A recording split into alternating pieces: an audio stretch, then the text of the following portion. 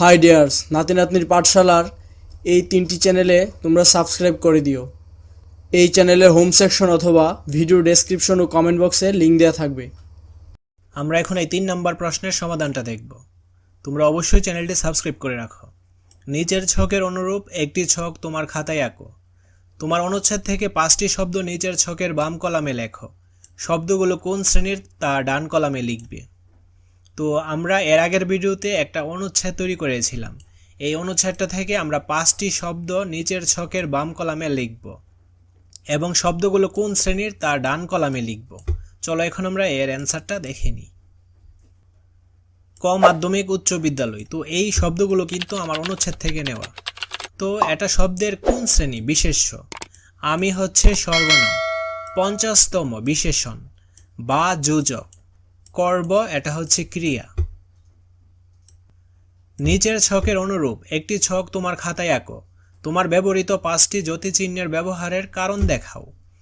তো চলো এখন আমরা এর অ্যান্সারটাও দেখে নিই। জ্যোতিচিহ্ন সহ বাক্য। জ্যোতিচিহ্ন ব্যবহারের কারণ। আমার বিদ্যালয়ের নাম ক উচ্চ বিদ্যালয়। তো এই দাড়িটা ব্যবহারের কারণ কি? বাক্যের শেষে দাড়ি ব্যবহার করা হয়েছে কারণ এখানে বাক্যের সমাপ্তি বোঝানো হয়েছে। বক্তার সম্পূর্ণ মনের ভাব প্রকাশ পেয়েছে। নজরুলের সাম্যবাদী কবিতার মতো সমতার কথা মাথায় রেখে আমাদের বিদ্যালয়ের প্রতিষ্ঠা। এখানে দেখো উদ্ধৃতি চিহ্ন ইউজ করা হয়েছে। কেন ইউজ করা হয়েছে? বইয়ের নামের সাথে উদ্ধৃতি চিহ্ন বসে। আমাদের অনুষ্ঠানের 2টি ভাগ রয়েছে, যথা আলোচনা সভা এবং সাংস্কৃতিক অনুষ্ঠান। এখানে ক্রম নির্দেশ করতে বিন্দু ব্যবহার করা হয়েছে। এই বিন্দুগুলো ব্যবহার করা হয়েছে ক্রম নির্দেশ করতে। তারপর আলোচনা সভায় বিদ্যালয়ের প্রধান শিক্ষক সহ অন্যান্য শিক্ষকবৃন্দ, গণ্যমান্য ব্যক্তিবর্গ, অতিথিবৃন্দ এবং অভিভাবকদের প্রতিনিধিগণ আলোচনা করবেন। এখানে কমাটা কেন ব্যবহার করা হয়েছে? কয়েকটি শব্দ পর পর থাকে, এখানে কমা ব্যবহার করা হয়েছে। তো যথা দিয়ে দেখো কোলন ব্যবহার করা হয়েছে। আলোচনা সভা এবং সাংস্কৃতিক অনুষ্ঠান, 2টি উদাহরণের মতো শব্দের আগে যথা শব্দের সাথে কোলন ব্যবহার করা হয়েছে।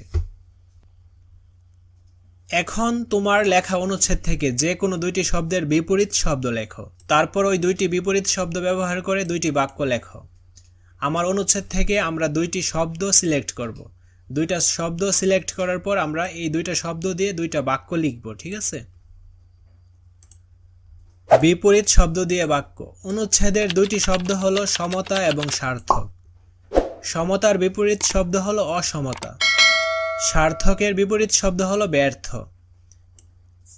এখানে ক হবে, টাইপিং মিস্টেকের জন্য দুঃখিত।